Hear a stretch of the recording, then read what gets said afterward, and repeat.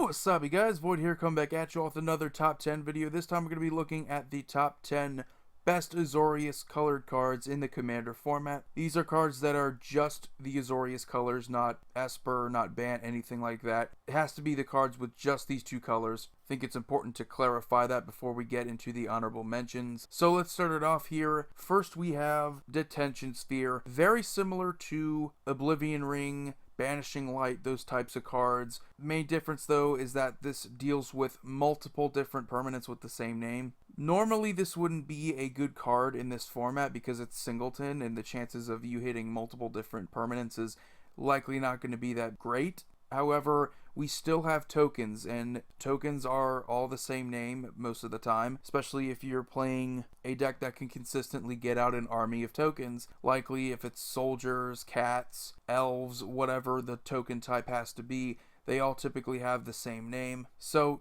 you can likely deal with all of those as well. The only reason why I wouldn't put it on the list though is for the fact that you can't take advantage of that as often as you would like. But other than that though, a pretty solid card to consider for removal. And we have Ishai Ojutai Dragon Speaker, essentially a Mana Gorger Hydra that's flying, and that's basically it. However, he does see some consistent play as part of the 99 and say Atraxa decks, things like that, where you can fool around with +1/+1 counters. Really though, as a commander, is rather weak, doesn't really do enough. I mean, it just gets really big, and flying, that can be a pain in the ass, but it just doesn't really seem like it does enough as a commander. Then we have Lavinia of the 10th, kind of the same thing, doesn't really do enough as a commander. I like her better as one of the 99 though. I think she's very menacing. The fact that you can potentially flicker her over and over again each one of your turns, detain each non-land permanent CMC 4 or less at your opponent's control. That's just about the majority of good mana rocks in this format. That's about the majority of mana dorks in this format as well. So being able to shut down their excess of mana, that's pretty powerful, in addition to just keeping your opponent's creatures or creature tokens from blocking or attacking. That's also pretty good, and just a very menacing creature to have as one of the 99 in a flicker deck. And the last honorable mention is Noyan Dar, Royal Shaper. I don't know, a lot of people like him. He's very budget if you want to make more of a cheap, on-the-budget type of deck for Commander. Definitely works well in some sort of blue-white control deck if you want to go back to basics of what's just good in Azorius. But really, beyond just having that cast trigger, for instance in sorceries, being able to make your lands creatures is not necessarily a good thing in a format with a ton of board wipes. Really, just having 3 power toughness lands, that's nothing really special. There are certain ways you can make your lands indestructible and therefore make your creatures indestructible, and there are certain shenanigans that you can do with this, of course, but it just doesn't really seem powerful enough to really deal with a lot of other commanders in this format. So really, Noyan Dar just kind of bites the dust. Now onto the actual list here. Number 10, we have Cloud Blazer, essentially the Azorius version of Muldrifter. The main difference though is that you also gain 2 life when it enters the battlefield, and it doesn't have that evoke cost, which is kind of a downside. But then again, evoking Muldrifter in Commander isn't ideal either. You want to be able to flicker them, and essentially with Cloud Blazer, what you get here is essentially the same 5 converted mana cost creature, but it's in Azorius, so you're putting it in the same decks you normally would have anyway. Decks like Rune of the Hidden Realm, Brago King Eternal, things that you can constantly take advantage of and flicker it over and over again. Well, with this, you get the advantage of gaining 2 life each time in ETBs. That might not seem like a big deal, but that's also in addition to drawing 2 cards. So over the course of a game, if you're playing those decks and you constantly flicker it, you get this life cushion as well, which is very underrated. And while it's not special on its own, definitely in those decks, it is worth putting at the number 10 spot for this list. Then number 9, we have Sphinx's Revelation. Doesn't see as much play as it probably should. For what it does, it's basically another Blue Sun Zenith that doesn't shuffle itself back into your library, but what you also get is a bunch of life as well, in addition to just drawing a ton of cards.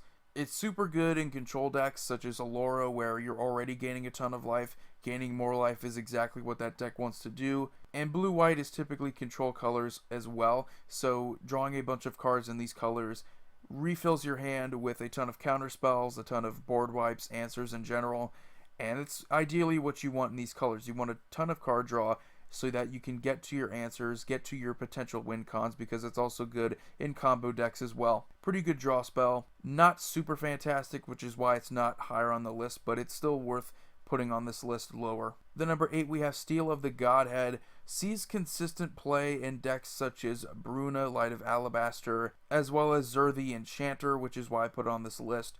It is one of the better enchantments from the Shadowmoor cycle of auras that you can just equip to creatures, and in this format, auras are pretty decent. They're not super fantastic. This, again, would be higher on this list if it did a little bit more, but giving a creature lifelink and making it unblockable, and also giving it a little bit of a boost there if it's also blue and white. So pretty solid card, does see consistent play, super efficient, super cheap, and does make the creature unblockable pretty easy, so solid aura. Number 7 is Bruna, Light of Alabaster. One of the commanders I just mentioned, works pretty well with auras such as Steel of the Godhead, but also works out pretty well with other powerful auras such as Eldrazi Conscription, Daybreak Coronet, things like that. Just a very powerful commander that you can get these auras back from your graveyard as well as your hand, and just put them right onto the battlefield. You don't have to pay any mana to put them there. So that's just insanely powerful. She is honestly one of my favorite Voltron based commanders, because that's essentially what you do with her. You just put a whole ton of auras on her, and that just makes her much tougher to deal with, and she basically enables you to just go off very early. Pretty powerful commander, as well as being able to stabilize late game when all of these auras are in the graveyard. I mean, that's pretty insane. Number 6 is Render Silent.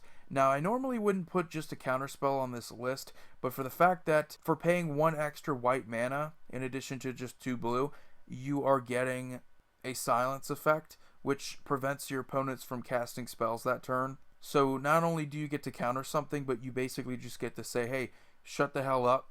You pretty much render them silent, and they can't do anything. This is also a big misconception, though, because some people think that once you render silent them, and you do this in response to one of the spells that they're casting, that they can't then respond to it, which is a big difference, because this isn't like Counterflux, where Counterflux can't be countered, or Split Second, where your opponents just can't respond to it. This gives your opponent the chance to respond to it, but if it resolves, then they can't do anything for the rest of their turn, pretty much. They can't cast spells, so pretty devastating if it resolves, but it's just such a powerful counterspell to have in your arsenal.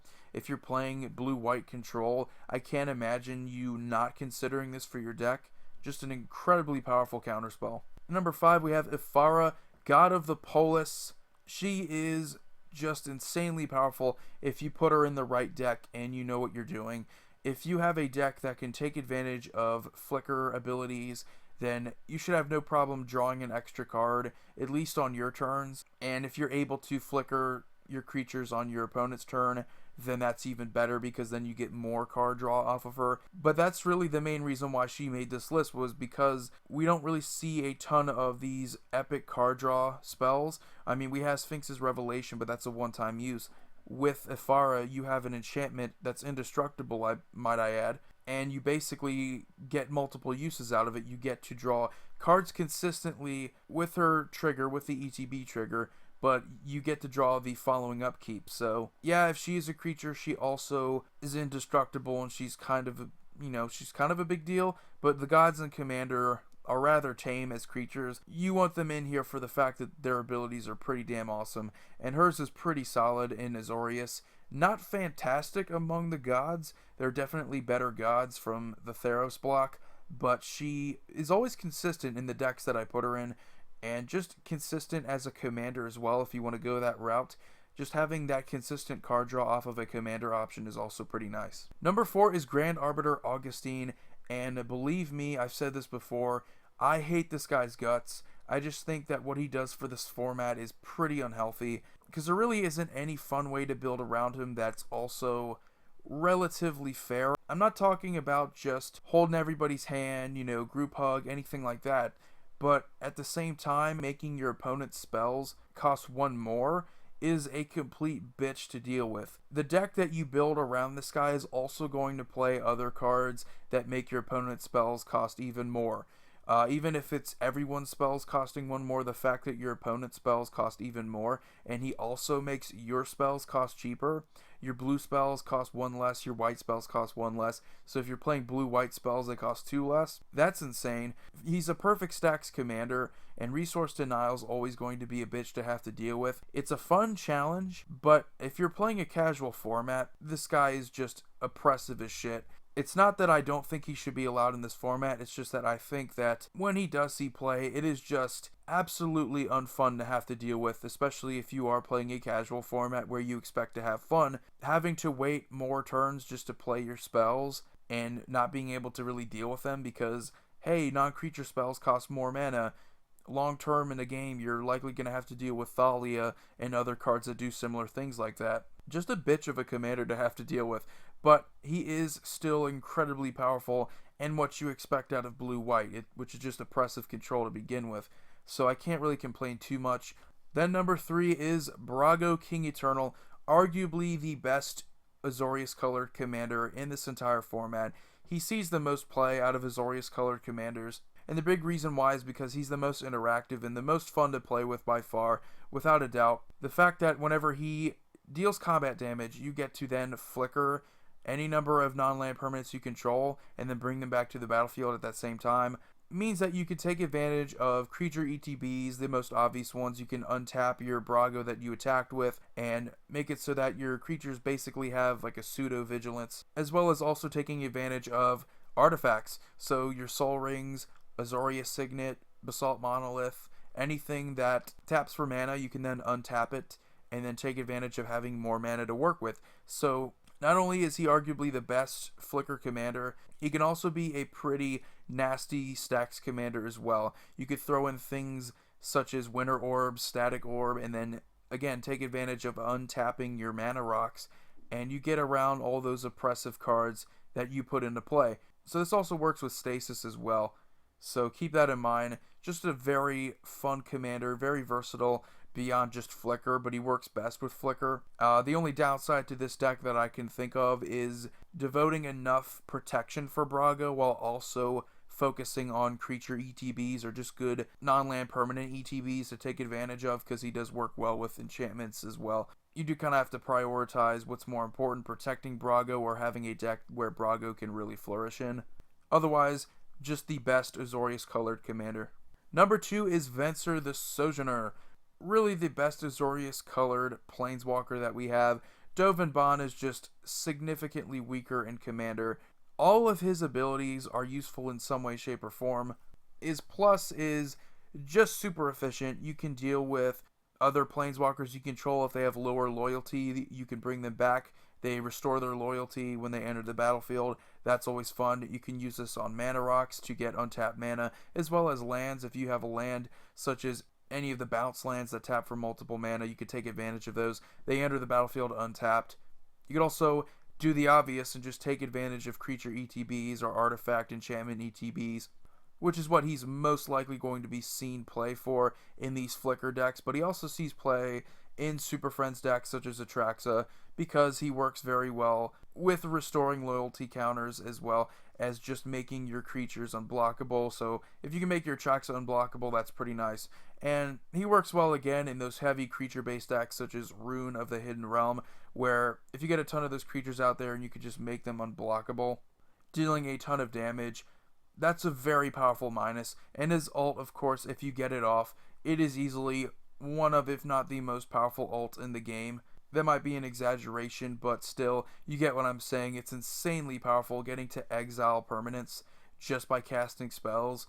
I mean, how do you deal with that? You can't really stop it. It's on cast, so every time you cast a spell, you get to exile a permanent. Just the best, most oppressive target on the field, you get to deal with it. And one of the best ways you can deal with anything, and that's by exiling. Just an insanely powerful planeswalker, and it's why he sees consistent play in those decks, because he's just so damn awesome. Then number 1, the best Azorius card in the Commander format, to me, without a doubt, has to be Supreme Verdict. Board wipes in this format means so much more than in any other format because of the fact this is a multiplayer format. You're going to be dealing with so many different creatures from so many different players. Board states can get out of hand pretty quickly.